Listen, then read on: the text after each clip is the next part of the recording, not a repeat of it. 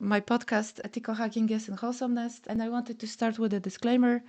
Nothing suspicious happening here. We are just like talking about cybersecurity, and so I just ask you to use anything you hear here for educational or business ethical purposes, and yeah, enjoy the next episode. My next slide is about why am I here and who I am. So I'm an offensive security specialist. I'm obsessed with search engineering, and I'm called Woman in Red. I have two podcasts, Ethical Hacking is and Wholesomeness, and I created a new one, Inspiring Ladies of Cyber. And also I'm certified Covert access specialist, physical auditor, and elicitation specialist. And I like share those because I'm like most proud of those. And yeah. But why am I here? To be better at public speaking and presenting. I used to be scared of that, but like after 2 years of having a podcast, I think I'm pretty good. And to share my knowledge and to learn and expand my horizon. So, but mostly to highlight people that are valuable to the community, that I think they're cool and they're like important, or they have something to share that I would like to highlight more. So this is the point. And today I have Alex Cole in my podcast. So welcome and thank you for coming. Thanks And for having me. Alex, thank you for joining us on the show. Uh, can you introduce yourself and tell us more about your background? Um, my name's Alex. I live in the UK. I work for the NHS. Have done for nearly 20 years. Um, I do cyber and physical security testing. Um, I also have a part-time business doing traditional locksmith work in order to improve my physical security knowledge and capabilities, which feeds nicely into the physical security testing.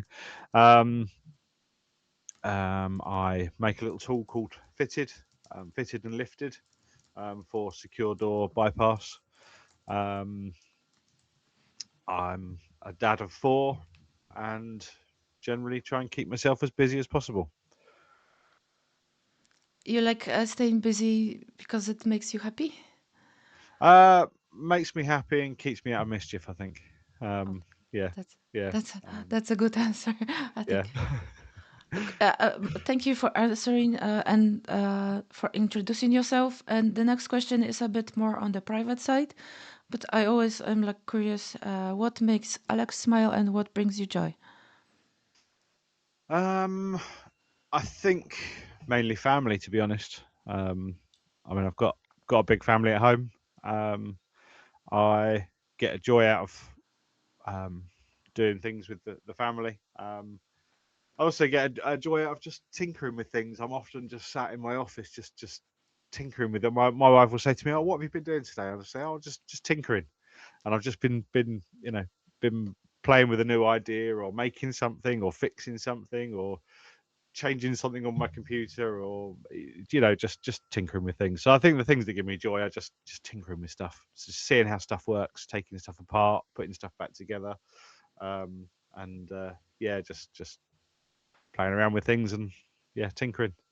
Yeah, and learning how they work. Yeah, that's Yeah, actually a good yeah, mindset to have as a yeah, someone that works in cybersecurity, because yeah, you have to know how things work to like find the holes and yeah, vulnerabilities. Yeah. yeah. But I mean, even from an early age, I remember my mum coming home and I'd taken apart the ghetto blaster. She had a, I don't know if you remember ghetto blasters. I don't know if I'm showing my age a bit there. Ghetto blasters, the tape deck stereos that had a speaker either side and a tape deck in the middle. Oh. You put the tape in, so that was the ghetto blaster. And I remember she came home and I'd taken apart the ghetto blaster because I decided to try and make my own robot from it. I obviously didn't manage to make a robot. I didn't manage to get the ghetto blaster back together. I think it was broken after that. But I was determined to make my own robot out of this ghetto blaster. So yeah, just give me a screwdriver and I'm quite happy just tinkering away, taking something apart or putting it together again. Yeah. That's a cool story, actually. Well, maybe you can make a robot now. Like when No, you.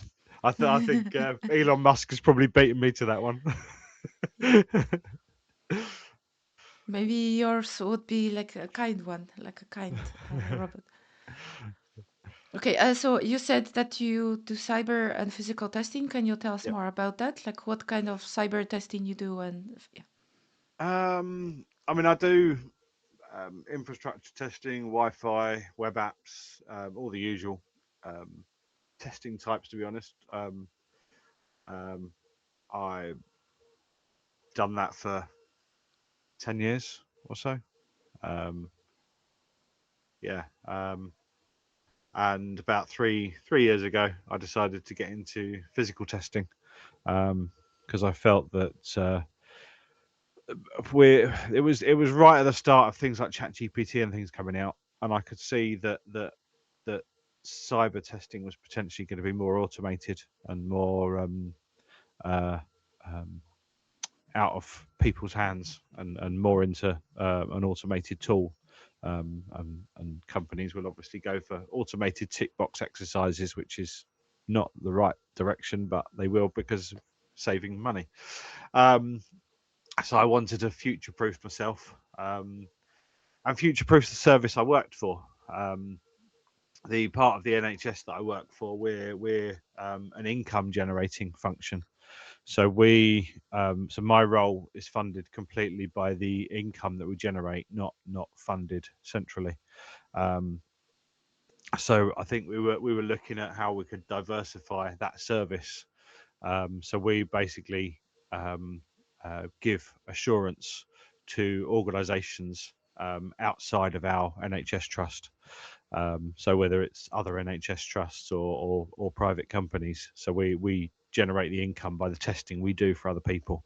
Um, so I wanted to be able to diversify that service and offer a service that um, was potentially going to be more required as time went on, and not require the involvement of AI.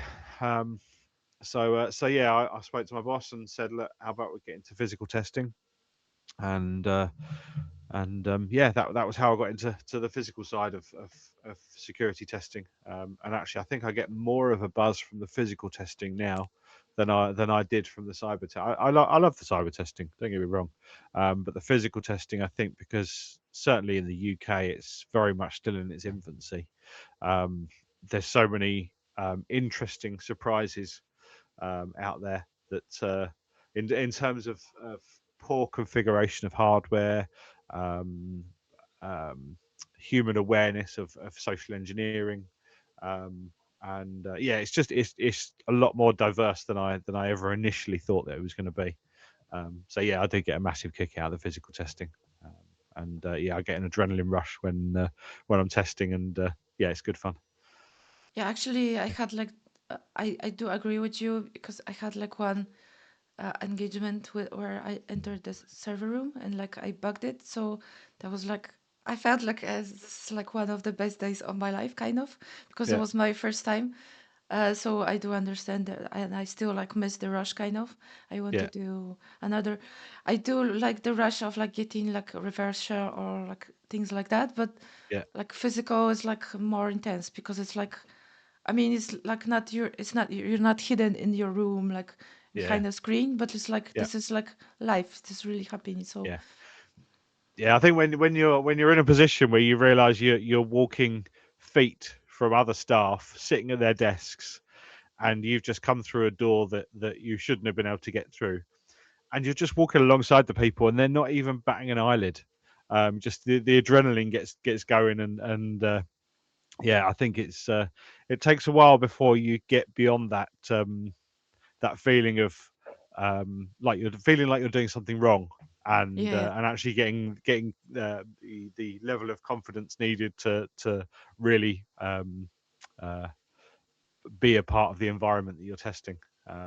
Yeah, it's good fun, but yeah, it gives you an adrenaline rush that I'd never expected would exist. So yeah, yeah, because it like kind of goes against their social concepts that you have to behave in a certain way, and yeah, like they tell you that if you do things like that, you can go to jail and stuff like that. But like yeah, I only also notice that people don't really care. Like no one really stops you and like ask you who you are, and I mean, some people do, and that's a good thing. But like most of the people, like just like, oh, I just here to do my job. I don't care who Yeah, that person is there, to the two desks to the right. yeah, So yeah, it's, yeah. yeah. Okay, so thank you for sharing, and like you shared what your specialty is, but like can you give us some hints how can others gain expertise in that specialty?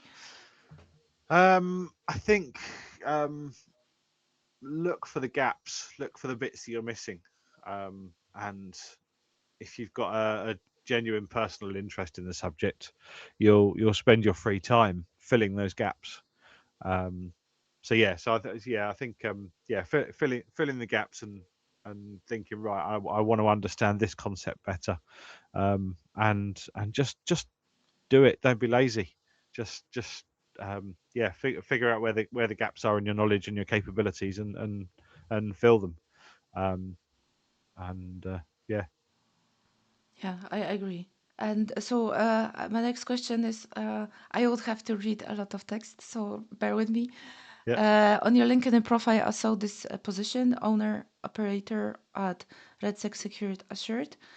And so, and it says RedSec Secured was created to build real world hands on experience in physical security. Through this work, I've developed a strong practical portfolio in gaining entry, understanding access vulnerabilities, and learning what it really takes to secure premises. I offer non destructive entry out of hours callouts with no call out fees, lock repairs, replacements, and practical security upgrades. More than just a locksmith service, RedSec is a platform for developing deeper knowledge in physical assurance, feeding into broader professional services over time. I'm committed to doing the job properly, charging fairly, and helping people feel more secure in their homes and businesses. Can you tell us more about this endeavor? Okay. So when I decided to look at the physical testing, um, I did my locksmith training, and I think with a lot of training, you cover areas on training that you then don't necessarily get very much chance to practice. So you learn things on courses that you think, okay, I'm not going to get a chance to practice this in the real world. And I think that was the same with the locksmith stuff. I did the locksmith training because I wanted to be better at non-destructive entry, and obviously build up my covert entry capabilities. Um, but then I had no way of practicing it and improving on it and getting a sort of a muscle memory for the job. Um, so I decided to start up doing traditional locksmith work in the evenings and at weekends, um, to build up that portfolio of knowledge, so that it was more than just buying a few locks off of eBay and learning how to pick a few locks, learning how to bump a few things, and learning a few basic concepts. Um, I wanted to immerse myself in the subject a lot more, and practice. So where I used to spend time on things like Try Hack Me and Hack the Box, and doing virtual labs and bits and pieces like that. I decided to spend that time doing locksmith work, doing repairs, upgrades, giving out um, security improvement advice for their properties, so that I could build up um, an internal knowledge base. Um, I also found, once I'd started down that path, that it gave me access to um, um, the locksmith industry in a way that you would never get if you were just learning stuff on a bench. So it gives me access to locksmith forums. It gives me access to, obviously, trade suppliers, which is useful, but also access to restricted tools that are only restricted to trading locksmiths.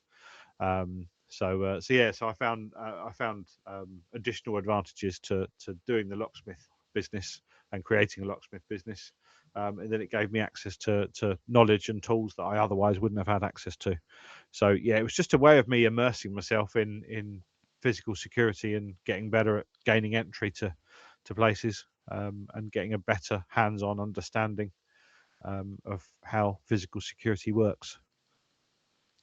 So I have a question. Would that be possible to start physical security without being the locksmith? Is that like some kind of a law requirement that you have to have locksmith diploma or like skills to do No, physical?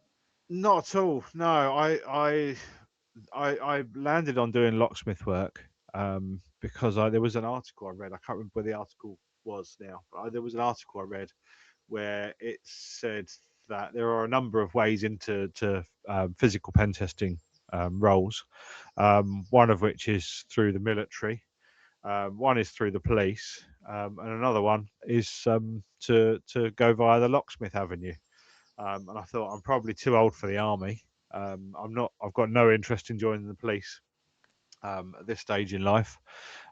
So I thought, well, the next avenue is locksmith. There was a distinct lack of covert method of entry training within the UK. I think there still are only a very few companies that offer it. Um, so my choices were kind of fill those gaps for myself and do the locksmith training for myself and try and build up the skills for myself as best I can, or go abroad. So it would have meant going into Europe or over to the US, which neither of which were options, to be honest. Financially, not weren't options. So yeah, I just decided to try and fill those gaps myself. So it's not a requirement. I just didn't want to go into it half-assed. I didn't want to just limit myself to what I could do on the bench, what I could, buying random locks off eBay, buying access controls off eBay, and sitting at the bench practicing it in a very limited way. I was aware that um, AI was potentially going to be taking away a good swathe of traditional cybersecurity jobs, and I wanted to future-proof myself as quickly as possible.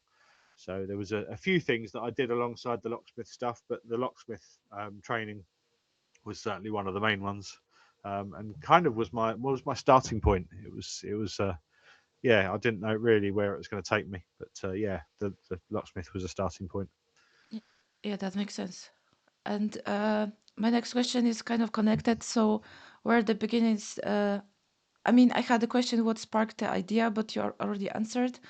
And where the beginning is difficult, when did you notice you're making it, and like did people start recommending you to their friends? Do you know what? I in terms of that question, I think um, recently, well, probably in the last 2 weeks, um, one of the other local locksmiths in the town that I work in, he's been doing it 30, 40 years. Now I've got to know him very well over the last couple of years, and this year was the first year he went on holiday, and he said to me, "I'm going to divert all my calls to you." So a locksmith that had been in the industry 30, 40 years was happy to put my number as his number on his business. So he Wow. was quite happy sending his customers that he's built up over 30, 40 years and directing them to me, which was quite a big honour for me, actually, to be honest, because he's well respected in the town that we live in.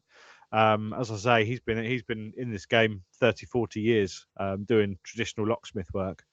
And for him to divert his phone, it's not just he will just chuck me a few jobs every now and then, which is what he's done over the last couple of years. This is him directing all of his customers while he's on holiday to come to me. So that was a bit of an honour, to be honest, for him to have asked me to do that. So yeah, I've tried to be as effective as I can with the customers that have come my way from him while he's been away. So yeah, that's only within the last couple of weeks. So that was good. Yeah, that's like a big deal. Yeah, it And is. Yeah. congratulations. And so, what were the common vulnerabilities you faced as a physical security specialist so far? Um, I think um, historical stuff. So it's doors that were fitted 50 years ago, 30 years ago that had security that were suitable for the time period they were installed in, that have then been adapted over time. Um, for example, there was a door that went into a major IT suite area for this particular business. Um, at some point, it obviously had a mechanical coded lock on the door, um, with a latch with a deadbolt plunger on the latch. Um, at some point, it had obviously been decided to replace the mechanical coded lock with an electronic strike. So what they'd do is they'd remove the mechanical coded lock. They'd left the latch in place, but removed the deadlocking plunger, and just put an electric strike in the door frame, um, and put an RFID controlled access on the door. But what that meant was the latch could literally just be pushed back, so you didn't need to use the electronic strike at all. But it had been installed using old technology. That old technology had been replaced by someone who probably wasn't suitably trained to replace it, um, and configured it in such a way that, on the face of it, for probably 90% of people, it will work. But actually, you just stick a pen lid or something in there just to push the latch back, and the electronic strike and the RFID controls are completely pointless. And I see that often. I see that often where you've got facilities or maintenance people who aren't aware enough of what they're doing, just making changes without really thinking about the longer term consequences, or indeed what the doors themselves are protecting. So yeah, so I think it's historical changes that have just built up to a bigger vulnerability over time, or potentially people making changes or doing things for their own convenience. Being that's I've seen handles that have been tied up so that they don't lock when they shut. The door closes, but it doesn't lock. It saves them putting it on the latch. They literally just put a zip tie around the internal handle to hold the door from latching, purely for their own convenience. So when they nip out for a cigarette, they don't have to put the code in or swipe to get back in. They can just push the door open. So it's just swinging open. So I think people doing things for their own convenience, historical changes, um, and probably the other one I'd mention is um, people being or people not being enabled to or encouraged to challenge staff or things they think aren't quite right. If they see someone in a building that they think shouldn't be there, um, people always make the assumption that it's someone else's problem. Someone else will deal with it. Someone else will pick it up. Um, but they're not encouraged or indeed incentivized to challenge people. Um, there's the concept of the power of hello, where if you see something or see someone in an area that you think maybe they shouldn't be there, all you've got to do is say hello, and you can kind of gauge their reaction as to whether they're supposed to be where they are or not. But I think not enough people are encouraged to say hello to strangers and challenge strangers, and then they're not empowered to do so enough or incentivized to do so. Yeah, but also like it's a human thing. People are like maybe like stressed and they don't want to be rude or like don't want to get in trouble with like Yeah, stopping the wrong person. So, but it has to be like some. It has to be explained to people that even if it's like a wrong person, but you get like you get applause for like yeah, stopping yeah, that person because you are tried to secure the premises. And yeah, also like what you said before with like a reader on the door, sometimes it's just like, oh, it looks scary, there's like a reader on the door, and people like go, I don't know, like mindless for like I don't know how to explain yeah. it, They, but like they they get blind to it. yeah, Yeah, they get blindsided. Oh, there's like a reader. This is like a secure door, but like mm. actually you can shim it in a few seconds. Yeah, So it's like yeah, yeah, yeah, that's a thing actually. yeah, So I on your profile I also saw you using the fit in the door tool, yeah. the so-called foot in the door frame insert tactical doorstop. Can you tell us more about it? I actually want to show because I have a few in where's the camera? I have a few in here. There's a black one and like for all colors of dollar. I have We don't have colors like that in Poland, but uh, they're like internationally.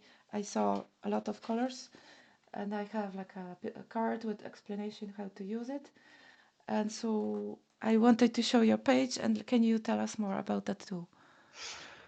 Um, well, the amount of times I've been stood at a server room door or an office door or a storeroom door trying to get access, and these it was mainly internal doors, so it was kind of server room doors, storerooms, things like that. Um, but a lot of the doors are auto closing because they often have to be for fire regulations. If they're secure areas, they'll be auto locking, um, and trying to get access to those, you're looking at some sort of bypass. You're looking at social engineering. You're looking at some sort of tailgating. There's a number of ways that all carry their own level of risk. And the amount of times I've been stood outside an area trying to get access, and I wanted to have something that I could put in place and walk away. Put in place and go out of sight, out of the way, go down the corridor on a phone call as if I'm no threat to that door whatsoever. Because of course, if you're loitering around a door or you're waiting for an opportunity, you can look a bit suspect. And you can kind of draw attention to yourself, or if you try and tailgate someone through the door, you've got the potential for being challenged. You've got the potential for people flagging you as a risk. Whereas if you're nowhere near the door, and you can just go back to the door at a later date, then hopefully you'll be able to get access. So I wanted something that I could stick on the door, attached to the door, that would catch the door as it was closing to stop it from fully locking, fully closing.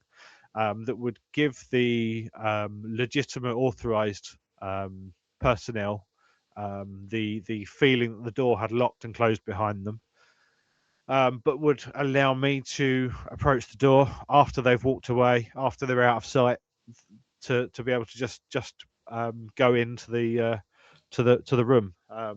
So I've actually got I don't know if this will be, is this useful, me showing a larger version, Yeah, which is yeah. this Oh, bit, yeah, yeah. yeah. Um, so the concept was that bit here sticks to the top of the door frame. This bit compresses against the door, and it kind of sits in that position. It's a really awkward position. It looks awkward, but as soon as the door is opened, that foot jumps up, and then when the door goes to close, it closes like that and stops the door from fully latching. So that was the idea. So it was a really simple thing. Um, I made it initially purely for my own security testing, for my own convenience, because I'm always looking at ways to make my job easier. I'm always looking at ways to remove the um, remove the technical bypass or the social engineering, remove all of that sort of stuff, and just make my job simpler and easier. So it was really just a tool to make my life easier. I stuck a video on LinkedIn, and then got a handful of people wanting to buy it. Um, and I then thought, okay, there could be a market for this. So I sent out some samples to a number of people that I respected within the industry.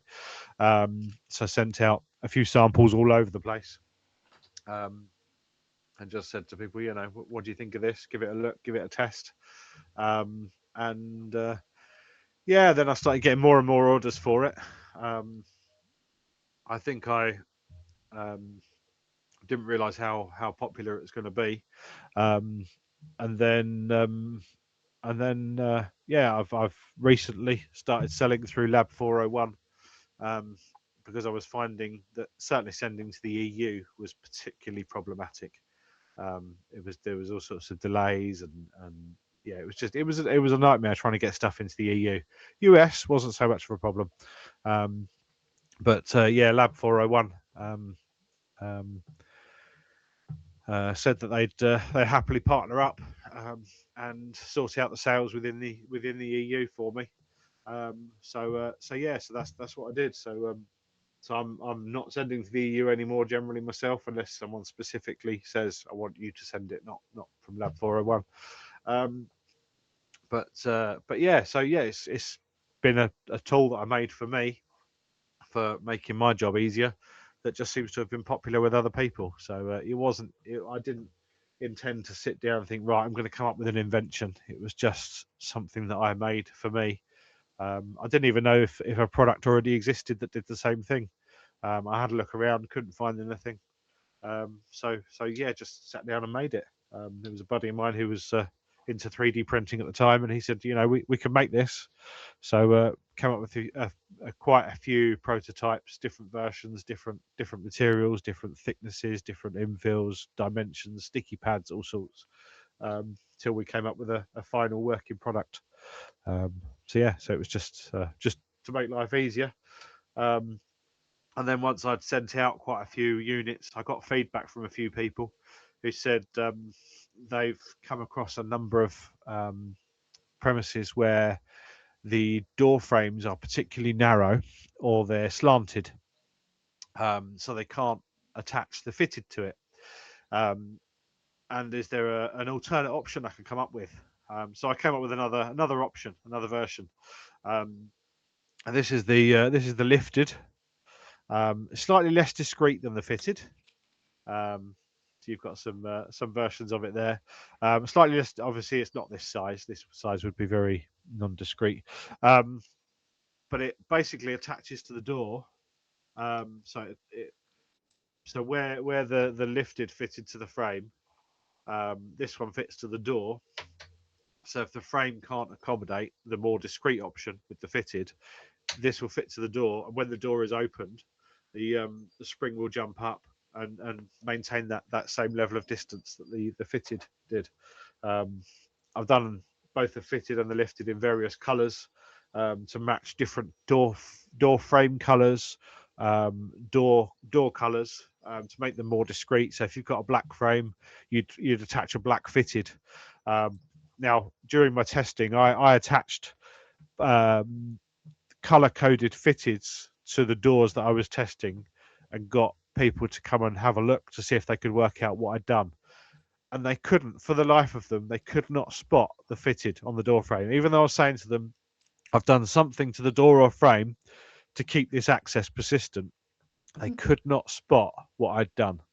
And that was the thinking behind making various colours so that you can turn up at a job, regardless of whether they've got black frames with white doors, whether they've got standard width frames or narrow frames or slanted frames.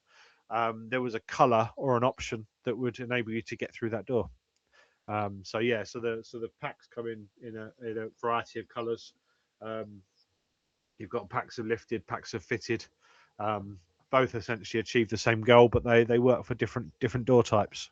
So the lifted was created purely off the back of feedback that I've been given, to say, can you come up with a solution for this? So I did.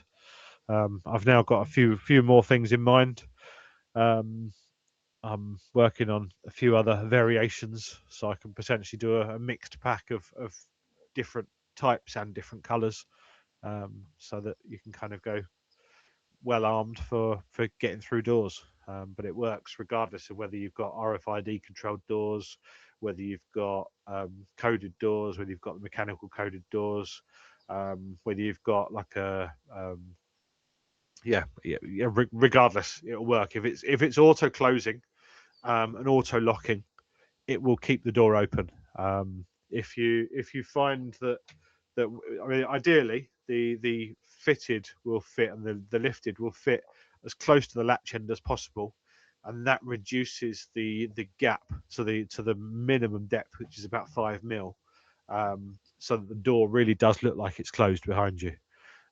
It gives the least chance of it being seen. If you can't get it latch side because there's too much gap and the foot drops into the gap, you can move it more towards the hinge side and it will make the gap slightly bigger that it holds the door open by. So there's a few nuances to using it depending on how the door's set up. If the door's warped, then you might be out of luck completely. But yeah, so I think there's only been one door type that I've not found it to work on. And that was where around the doorstop they had like a foam padding for the door to sit against. When the door closed, it hit against the foam padding. And what I was finding was that the foot from the fitted was actually dropping into the foam padding part, where instead of it holding the door, it was dropping in line with the foam padding. But that's the only door type I've not had it work on yet, and there's only one instance of that I found. So yeah, so far it's got a good track record of working. Maybe that's like your next project to figure out Yeah, that well, door. I've already worked out that all I need to do is make the foot slightly thicker, and that'll solve it. So if someone had a specific job where they needed something specific made up or specific dimensions, I can make up custom versions.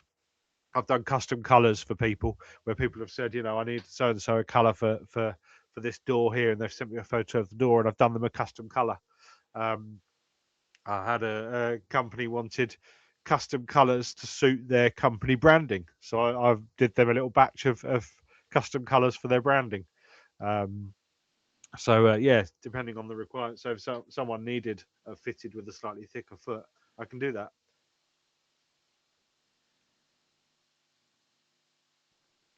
Yeah. So yeah, I'm quite flexible with what I can put together for people, and yeah, chances are there's a solution that'll work. They work remarkably well on maglocks as well. So if you fit this to the underside of a maglock, so the foot is set to drop into the gap between the maglocks. So if you're on Nice. the secure side of the door, where you've got two options to get out, or you've either got to swipe or push the emergency button, which unlocks all the doors anyway. But you're on the maglock side. You can actually stick this to the underside of the maglock, and that foot will sit in the gap where the maglock sandwiches. So it will keep the maglock from engaging, which means you can then get out of that door. And yeah, so there's various ways and I'm sure there's ways you can use it that I've not even thought of. I know Brian managed to actually use this on the hinge side, so he managed to actually put this so that the foot would drop into the gap between the door frame and the door on the hinge side to keep a door that opens towards you from fully closing. So yeah, so there's the people are coming up with ways of using them that I'd not considered or come across previously. And yeah, it's quite a joy to see when people find other ways of using it. So yeah. That is just like so cool that you created that and that you adjusting to what like the demands are. So another thing I wanted to show is a demo of the fitted, and I first will read the description and then we'll show a video. Yeah, this demo shows the fitted in this original intended role on auto closing maglock door with coded entry on the surface door like this appears secure, access is controlled, the door closes automatically, and the maglock engages as expected. But like many real-world systems, the weakness isn't always in the technology, it's in how the door behaves during normal use. So demonstrated here in the context of authorized physical security testing, training, and research. And I will just show the video right now. So it's currently locked, secured with a code, and it'll open. So people will come and go through this door fairly regularly. It will shut itself with the auto closer. It's secured with a maglock at the top of the door, and when it closes, it's re-secured again. So the idea is you put your fitted on like that, currently secure. A legitimate person comes through the doorway, through the door, let it close again, and with any luck, I should be able to now push the door open. So I can now come and go as if I was supposed to be there. I can even pretend to be putting a code in on the door as if I'm legitimately supposed to be there, but all the while the fitted will maintain my access through the door. It's fairly discreet. Obviously at the moment I've got a black one, just so it's easier to see for the video, but you stick a white fitted up there and you'll barely be able to see it at all. And most people And another one that I wanted to show is this one, the inside building and need to exit. The doors are controlled by uh, RFID access control to both enter and exit with maglock securing the door. Uh, and this is the demonstration.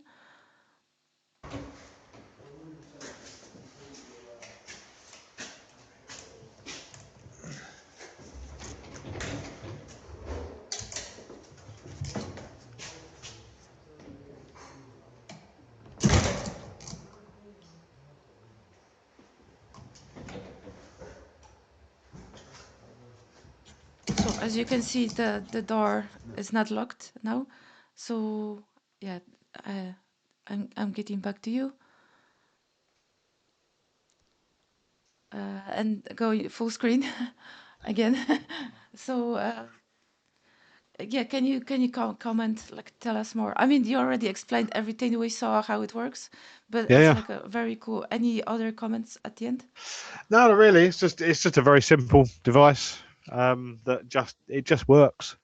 Um, There. It's and yeah. yeah, That's fair enough. It just works, and that's like yeah, actually that's a good commercial yeah. slogan. So, can you share some real world examples or case studies from your experience and physical security? How do those experiences inform your teaching and training? I mean, you talked about those already a bit, but maybe the second part of the question.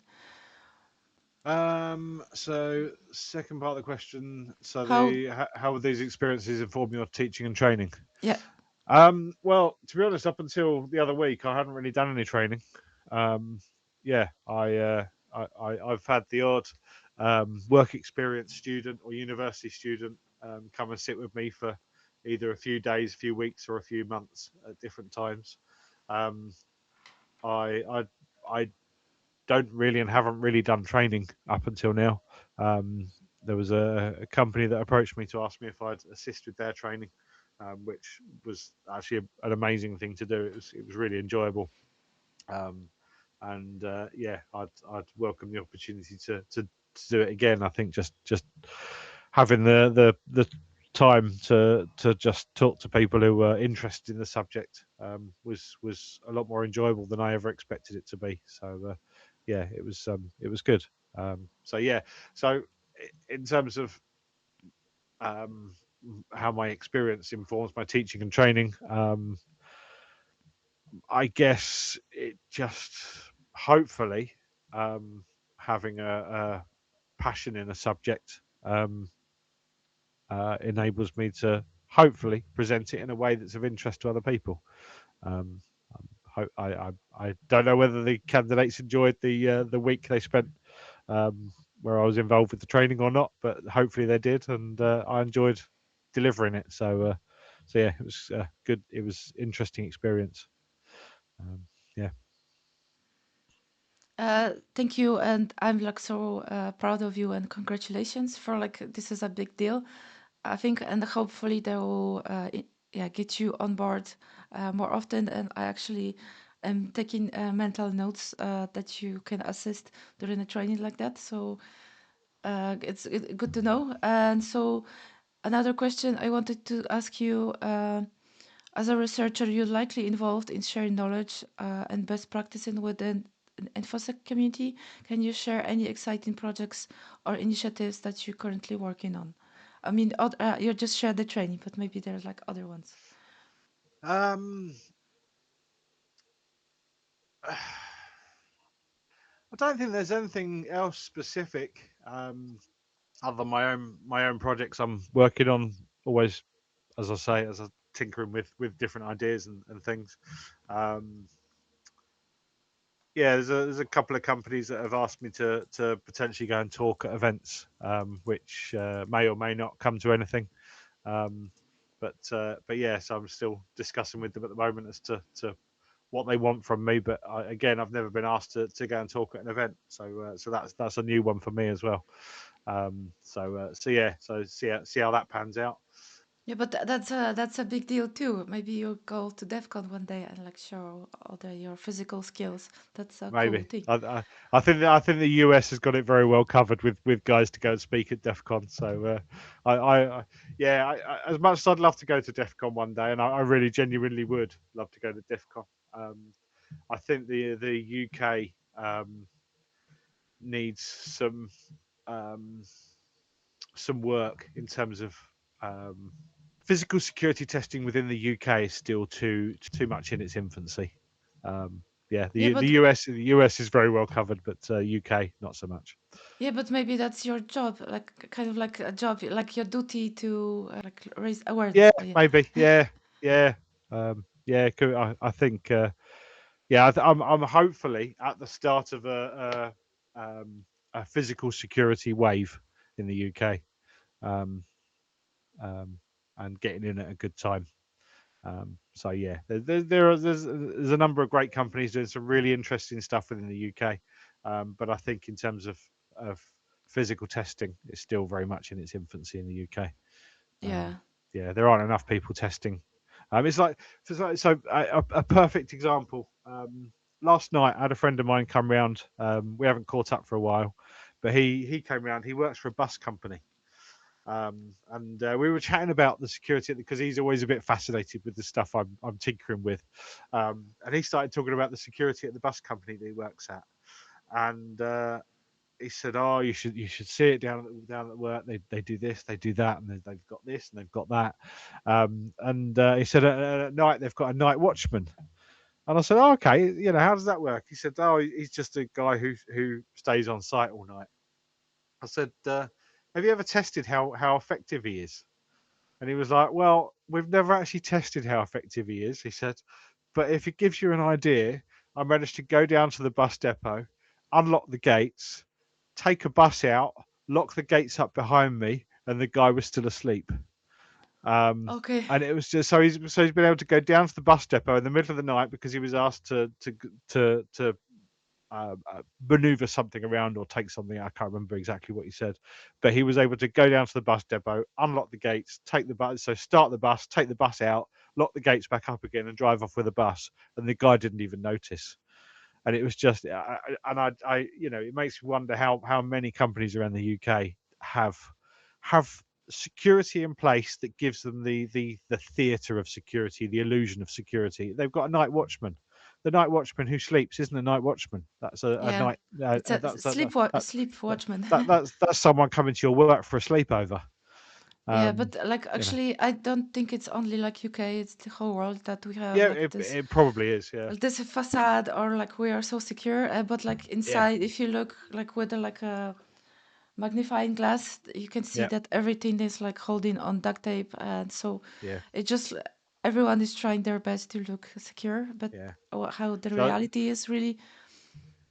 yeah, I think that the last night's conversation uh, a perfect example of how I think a lot of people just have the illusion of security at their place of work.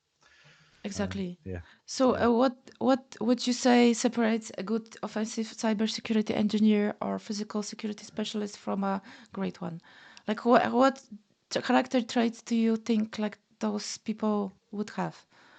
Um, I think having a genuine personal interest in the subject, which means you're going to learn about it when you're not just doing the job. There's a lot of jobs that I think you go along to, you do 9 to 5, you do the training that's provided 9 to 5, and when you walk away from that job, you forget the job even exists. There's a lot of jobs like that. I don't think that cybersecurity or physical testing is one of those. I think if you're doing it and you want to do it well, you've got to have a genuine personal interest, which means that outside of hours, you're trying to learn something or do something that is both a hobby and part of the job and enhances the job. So I'll sit there of an evening. I'll be watching TV with my wife, sitting having a cup of coffee, and then I'll have a lock that I'm just sitting there picking of an evening, and I'll just sit there picking a lock, or I'll sit there looking at something on my phone while I'm also half watching the TV that's actually teaching me how to do another thing. But I think it's because I've got a genuine personal interest outside of my job to be better at it. So I think that's probably the main criteria that I would say makes a good um, offensive tester. Yeah, Yeah, I do agree. And like curiosity, probably like right. yeah, yeah. Okay, so what skills outside of hacking, for example, communication, psychology, business, matter most for an offensive security specialist or physical one? Um, I think um, a desire to improve security. Um, yeah, I think that's got to be top of the list. Um, I think the ability to talk to people, the ability to not shy away from you know having conversations with people, just in the day to day. Yeah, not to be socially awkward, and I think that's Yeah, possibly a big problem with cybersecurity yeah, is yeah. there's a lot of socially awkward people who aren't comfortable having conversations with anybody and everybody.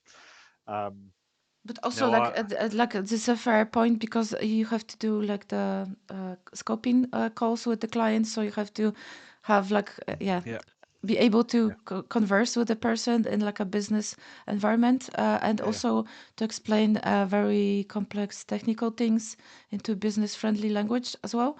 So yeah that's like layers of like the communication, I think. yeah But it's thank you for mentioning, because a lot of people think that, oh, I will be a pen tester. I would just like sit in my basement hacking all the things. But yeah actually, you have a lot of communication yeah in that role, and also writing the report is part of the communication, but like a written word. yeah But you have to have that skill. It's not only hacking. It's like you're going to be yeah so disappointed if you think it's only like hacking all the things. Yeah. Thank yeah you. yeah. I think before I got into before I even got into IT, I had quite a varied um, career history. So in the past, I've done. Um, I mean, I've worked in factories. Okay, now I've can I? Because I have a question, I think that will fit right into what you're just saying. So, yeah. if you were started over today with zero experience, how would you approach it? Thank you. Sorry. um, well, I mean, I did I did various jobs before I got into IT. So I'd done customer service roles. I worked on building sites. I used to do labouring. I did scaffolding for a while. I did debt collection for quite a few years, so collecting debt from people, which required you to talk to people. It required you to essentially convince people to do things they didn't think they wanted to do in terms of paying their debts. So I think that so I think all the jobs I've had feed into the role I do now. Um, so I think Exactly. if I was asked what I would do, I'm not sure that I'd do much differently, to be honest with you. Um, I think I've been spoiled in that I have worked for the same organisation for nearly 10 years. So I started off nearly 20 years ago on first line support for the same company that I'm working for now, for the same organisation that I'm working for now. So I was on their service desk. Um, and I was doing, your run of the mill first line support stuff. I then did a secondment where I was doing a second line, third line support role, and then that got made permanent. And I slowly worked my way up um, over the last sort of 20 years to do the role I'm doing now. So I think I've been spoiled. I'm not sure that I do much differently for myself. I think the jobs I did before I got into IT were useful and fed into the role I'm now in. Um, Yeah, like um, the debt collector would yeah, be like a good social engineering elicitation specialist.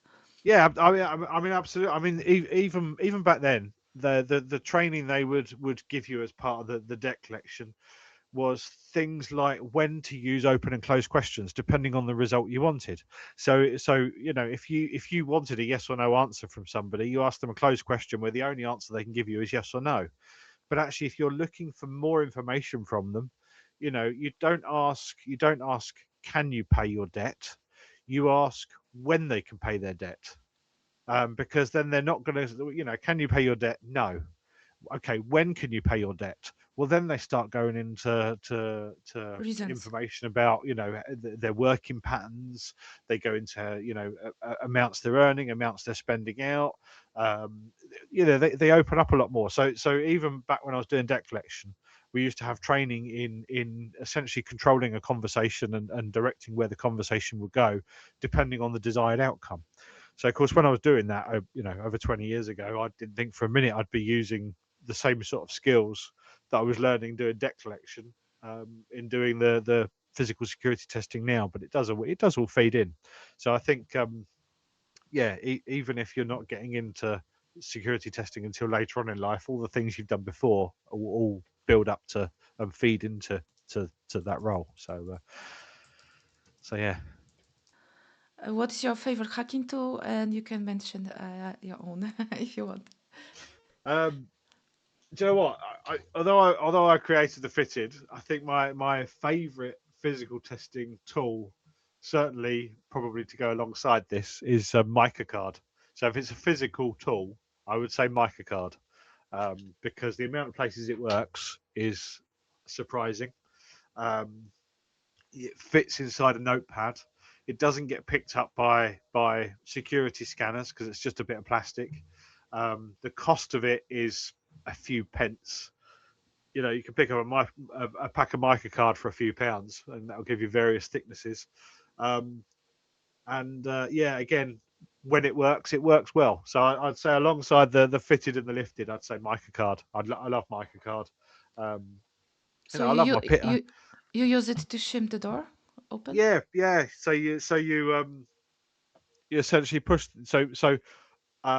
A lot of doors might have a good level of security on the outside, but the latch on the inside is also an important thing. So the latch on the inside, if it's not stopping you from shipping it, even if you can't get um, like a traveler's hook or anything like that inside, you can get mica card through gaps that are less than a millimeter in thickness. You can get the mica card, so you essentially go to the top of the door as far away from the latch as possible. You push the mica card through and you bring it down to the latch where it's the tightest part of the door.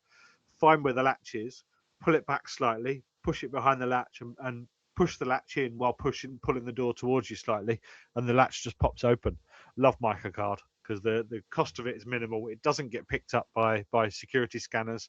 It fits inside a notepad, um, and yeah, it's just very effective. You can cut it. You can get various thicknesses. You can do all sorts of things with mica card.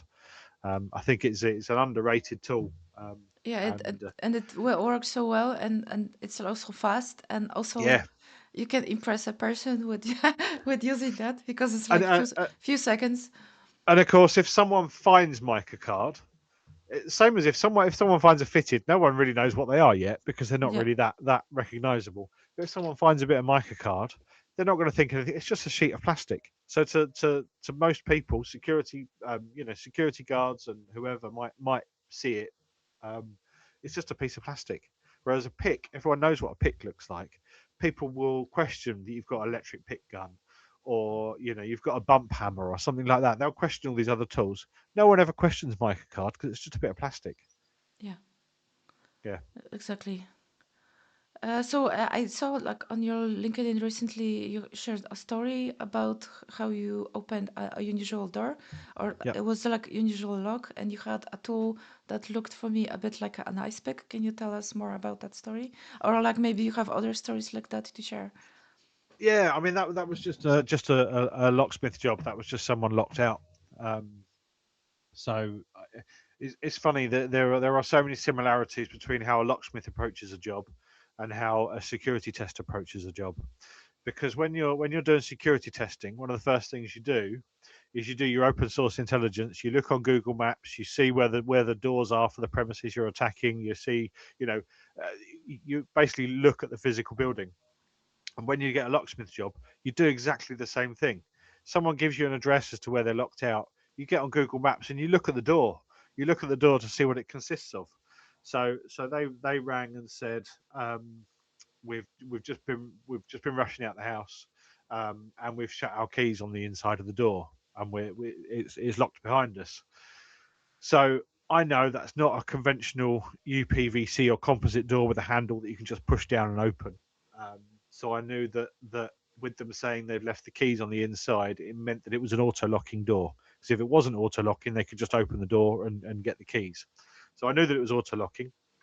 I knew that because it was a residential premises, it was going to be one of two door types. It was either going to be a lever pad handle, which is it's like a round handle on the outside that will enable you to lock the door, but it won't enable you to open the door. If you push the handle down, it won't actuate the latch to actually open the door again. Or it was what they call an auto locking composite, which is like a multi-point lock that locks as you pull the door closed behind you. So I knew it was one of those two. So I looked online. Sure enough, it was a lever pad handle. Now, there's a tool that I call bat wings.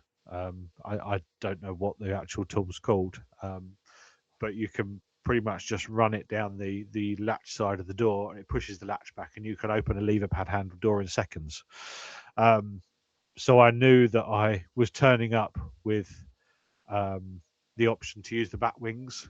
I could also see on the Google Maps there was a letterbox, so potentially I could go through the letterbox to open the door and turn the keys from the inside. But when I turned up, he showed me the key, and I could see from the key exactly what lock it was. And I knew that because it was a composite door, it would be a very specific size of cylinder. So I knew that it was going to be a 35 cylinder. Now I knew that from his key and from the door type that it could only be one cylinder that was in that door. Nice. And I also knew that because he'd said he'd left the keys on the inside, there was an exploit that enabled me to put a bit of wire up the center of the keyway and essentially turn the keys from the outside. So you could put a bit of wire straight down the middle, and it essentially adds a bit of wire to the top of the key, and then you can just turn it. So yes, I could have used the bat wings. Yes, I could have gone through the letterbox, but because this was a very specific setup, I thought I haven't used that exploit in a while. Let me do this instead. So I did the bit of wire down the keyway, and yeah, so that was really just me using a an exploit that I don't get a chance to use very often, just for the fun of doing something different. Um, yeah, Eh, it was literally just. Yeah, but what I heard there was like you had experience and you know what kind of a door there is, you know what kind of cylinder it is, you know what like from looking at the key, what is like how the door is built. So it just shows me that you have years of experience and you're like really passionate about what you do. So it's like not that you did something in like a few seconds, it's just like the years of your experience and the knowledge you brought with you to the engagement. So And that, yeah. that that was exactly why I wanted to do the locksmith work. So I was in the position of being able to look at a key and identify, okay, there's potentially an exploit for this. Um, and yeah, that was exactly why I got into doing locksmith work, so that I could have that muscle memory of this is this is how I can get through that door. These are the options available to me without any drilling, without any cutting, without anything noisy. I knew that there was three almost silent ways of getting through that door um, at the point at which I arrived. Um, So I have two questions, but I will ask them like as one. What are some common misconceptions about physical security that you like to clear up, but or maybe there's like a myth that you would like to debunk in cybersecurity? um, Myth is that it's all um, interesting tools, because a lot of it is just sitting, watching, waiting, or report writing, which is um, the not so fun part is the report writing, but it's essentially the bit that the client they're not the client isn't paying for all the cool tools and the interesting exploits and the bypasses and the picking. They're not paying for all that. They don't care about all that. What they're paying for is the report. So that's the bit that really matters, is the report. Um, so yeah, I think there's a common misconception that it's just or a myth that it's all just cool tools and interesting engagements. It's not necessarily. It's a lot of waiting around. It's a lot of watching habits. It's a lot of spending time digging through Google Maps and building plans and preparation for. the actual physical testing can potentially be a very small part of the whole job. Um, so yeah, so I think a myth is that it's all cool tools and interesting engagements, but it's not necessarily. It's a lot of um, Repetitive. yeah, repetitive work, computer work, and sitting, watching, monitoring, waiting, working out habits, and seeing the pattern of life of a building. Yeah, Um, actually, if you like, I will give an example of pen testing. So if you pen test the same vulnerability over and over on multiple pages, it kind of gets boring after a while because it's like so repetitive. So yeah, yeah, it's like yeah, it never those yeah people don't really think about those things. So thank you for yeah, sharing. And yeah. next one, do you think a college degree or certification is necessary to become cybersecurity professional? Um, Not, I think far from necessary. I think it's a useful foot in the door. It's a useful CV item. Um, but I think the thing that could probably be more useful than a certification or a degree is probably um, getting yourself out there and getting to know people in the industry, networking with people, and being able to convey your passion for a subject and your knowledge on a subject, and yeah, just getting to know people in the industry. And yeah, I think that's probably more valuable. Um, I know my boss didn't give me my job on the basis of certifications. He could see that I was um, passionately interested in the subject, and the certifications came later. So yeah, yeah. I don't think they're necessarily required. Um, I think if you're going out applying for jobs, it can be useful to get interviews. But I think there are, if you plan ahead enough, you can network with enough people and get to know enough people in the industry to be able to get enough contacts to build up some good positive relationships, and potentially get a job through getting to know other people in the industry. Yeah, actually, that's very important that you mentioned that because networking, I think, is like maybe more than 50% of your success Yeah, in getting a good job. And also, a lot of jobs are like require like OCP or like certifications, but a lot of them don't. They just want you to show their skills, and so yeah, you do like a pen test or like an engagement during the interview process and show them your report, and they just get yeah they know what skills you have with looking at what you created there, or just yeah some of the companies actually are like more skills oriented or like you they see what kind of character you have. Are you like teachable? Are you do you have like willingness to learn? And then if you have like good character to be a part of the team, they will just teach you everything. So yeah, you don't have to have a certification to get a job, yeah, but it all depends for like a because every example is different, every situation is different. yeah. So my next question is, thank you for answering. What early mistakes shaped you the most as a security professional? Um, Now, I think this is quite a tough one to answer. I think again because I've been in the same organisation for nearly 20 years, it's hard for me to say this was a definitive mistake I made.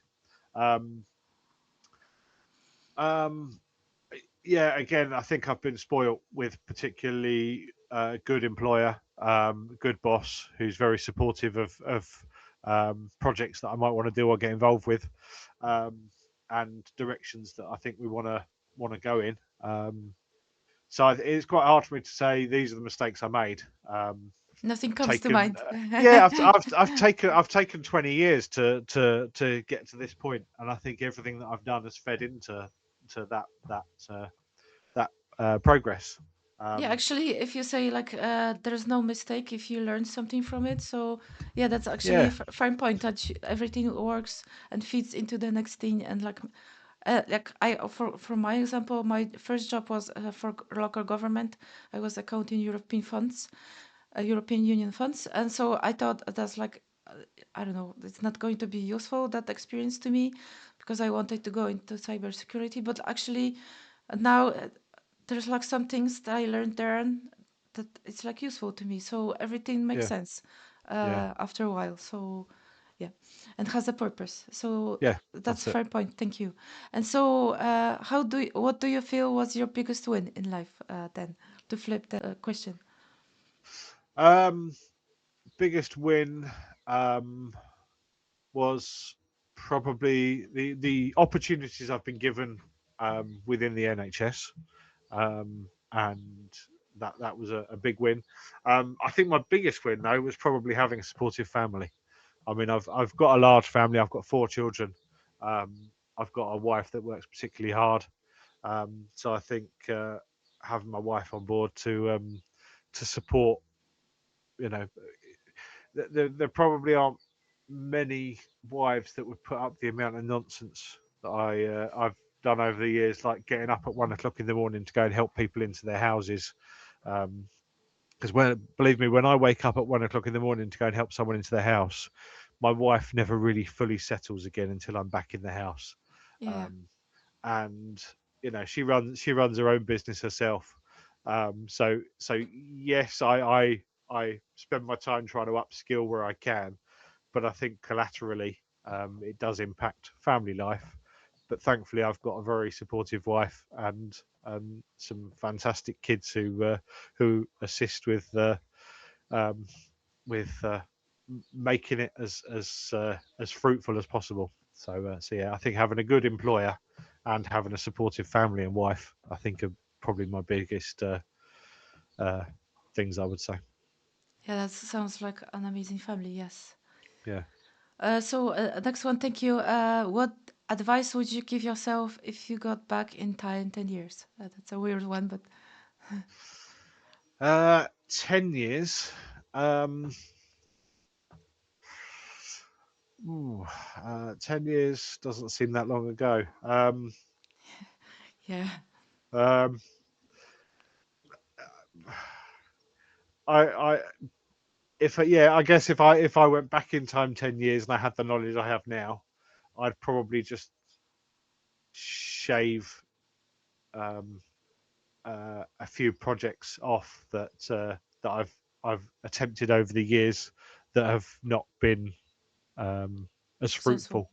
Yeah, Yeah. I think there's I mean have yeah been a few things that I've tried over the years that have kind of gone to a dead end. But I think all the little projects I've tried have all fed into to learning over the years. So yeah, there's probably not a lot I'd go back and say to myself, do this differently, because there's everything's a learning experience. Um, yeah, and made you who you are today. So yeah, that's it. Yeah, yeah, thank you, and that's a great answer actually.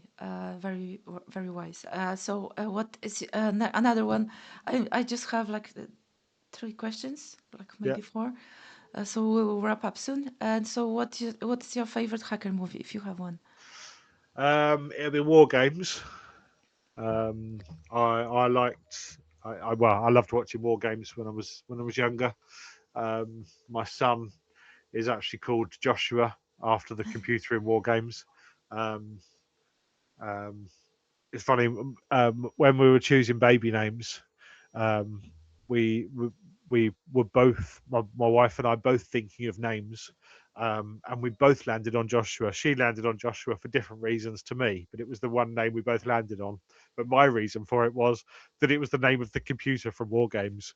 Um, so yeah, I'd say War Games. I've just got fond memories of sitting watching that, and yeah, it's just a fun, feel good movie. Yeah, it's a Uh, good yeah, one. And yeah, actually, although it's a bit like make believe, but also it's a lot of it's like for the times very like realistic in a yeah, way. yeah, So I think it's a good movie. It's not like over the top too much. yeah, And it was also a fun story. yeah. So, what's your favorite food or dish? Um, I always would have said pizza. However, I think my favourite dish is probably coronation chicken. At my wedding, we had huge platters of coronation chicken. I love coronation chicken. So yeah, coronation chicken is probably my favourite individual dish. Um, I think pizza is like the ultimate food because it covers every food group. Um, but yeah, so I'm always happy with pizza. But yeah, coronation chicken and pizza, I guess. Um, I've never tried a coronation chicken pizza. That could be interesting. But yeah, coronation chicken and pizza. Yeah, maybe that's a new project for you to Yeah. create at home or something. So, is there any message that you would like to convey to our listeners? Um, Nothing in particular. Just I I guess um, in terms of yeah, nothing in particular springs to mind. If anyone ever Bel- wants to get in touch with me, they're welcome to.